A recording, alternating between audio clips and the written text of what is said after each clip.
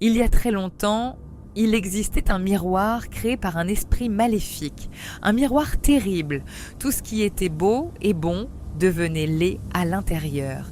Les visages gentils semblaient cruels, les fleurs paraissaient fanées.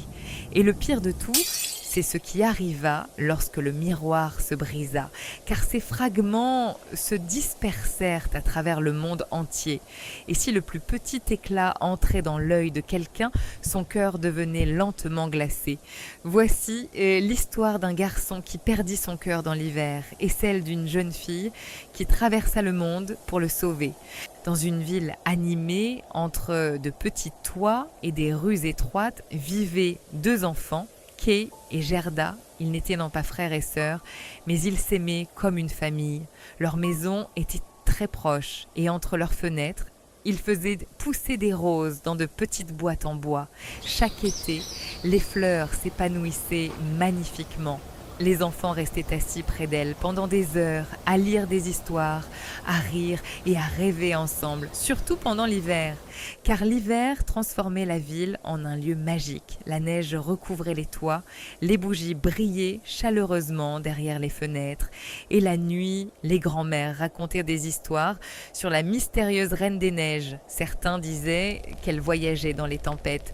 D'autres croyaient qu'elle pouvait geler l'âme d'une personne d'un seul regard. Kay riait toujours lorsqu'il entendait ces histoires.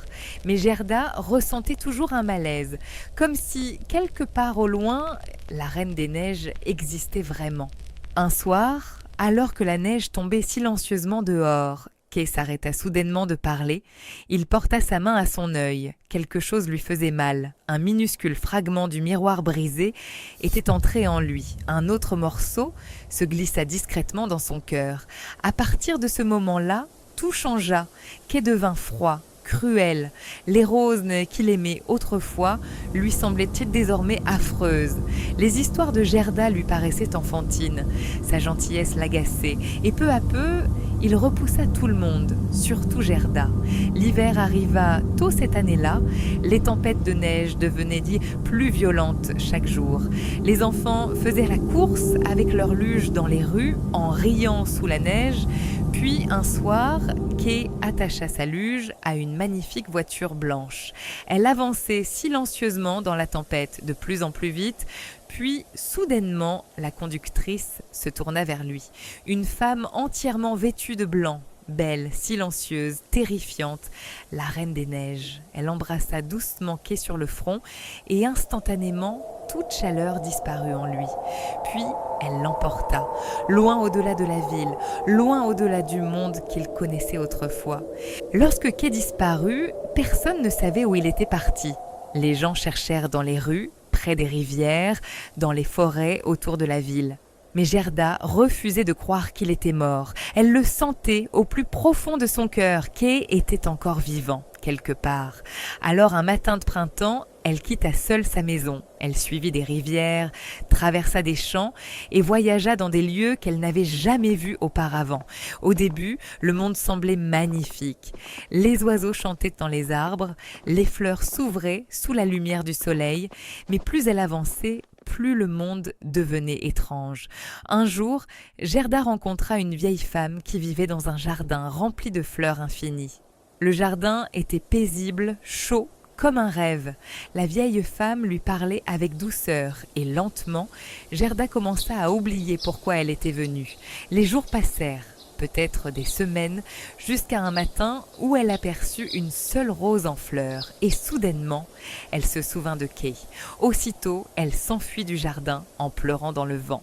Alors que Gerda poursuivait son voyage, elle rencontra un corbeau noir très intelligent. Le corbeau lui parla d'une jeune princesse qui avait récemment épousé un garçon mystérieux, un garçon froid et distant. Le cœur de Gerda se mit à battre plus vite et Kay. Le corbeau la guida à travers des passages secrets jusqu'au palais, tard dans la nuit. Gerda entra silencieusement dans la chambre royale.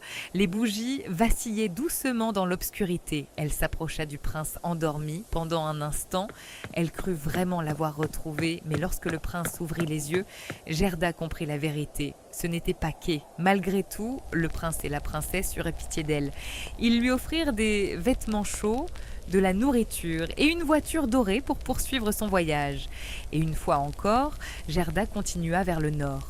Au cœur d'une forêt sombre, des brigands attaquèrent la voiture. Gerda fut capturée, entourée de voleurs et de flammes. Elle tremblait de peur, mais parmi les brigands se trouvait une jeune fille sauvage. La jeune brigande riait bruyamment, parlait sans peur, et contrairement aux autres, elle apprécia immédiatement Gerda. Cette nuit-là, Gerda lui raconta tout, à propos de Kay, à propos de la Reine des Neiges, à propos du cœur glacé. Pour la première fois depuis des mois, quelqu'un l'écoutait, en silence. Finalement, la jeune brigande poussa un soupir, puis elle coupa les cordes de Gerda. Elle lui donna un renne et indiqua le nord glacé. « Va le retrouver » murmura-t-elle, et Gerda partit dans la tempête de neige. Plus elle avançait vers le nord, plus le monde devenait froid, le ciel devenait gris pâle, le vent hurlait sans fin, les montagnes disparaissaient sous une glace infinie. Enfin, Gerda le vit, un palais entièrement construit de neige et de lumière gelée, le château de la Reine des Neiges. À l'intérieur, tout était silencieux, d'un froid inimaginable. Et là, seul au milieu de l'immense salle glacée, était assis Kay. Son visage semblait vide, sans émotion. Il ne la reconnaissait pas. L'éclat du miroir était toujours en lui. Gerda courut vers lui. Les larmes coulaient sur son visage. Elle le serra très fort dans ses bras et pleura.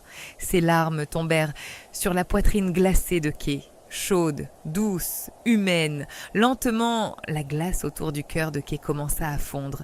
Puis, soudainement, Kay se mit lui aussi à pleurer. Et avec ses larmes, le dernier éclat quitta son œil. Enfin, Kay se souvint de tout. Gerda, les roses, leur maison, leur enfance. Main dans la main, ils quittèrent ensemble le palais de glace. Les tempêtes disparurent. L'air devint plus doux. Et lorsqu'ils rentrèrent enfin chez eux, les roses fleurissaient à nouveau, mais quelque chose avait changé. Ils n'étaient plus des enfants, car parfois, l'amour ne nous protège pas de la souffrance. Parfois, c'est la souffrance qui nous apprend à quel point nous pouvons aimer.